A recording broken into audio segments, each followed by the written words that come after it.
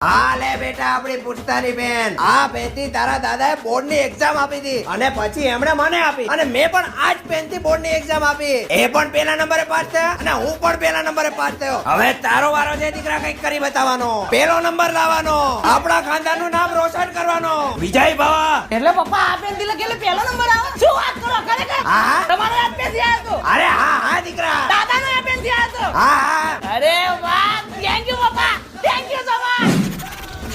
much pen કેમ બંધ થઈ ગઈ અરે શીટ એ કોણ બોલ્યો જોઈ નથી આવાથી સાહેબ પેન જોતી હતી લઈ લઈ આવતી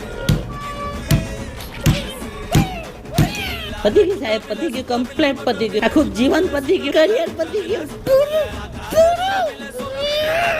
પપ્પા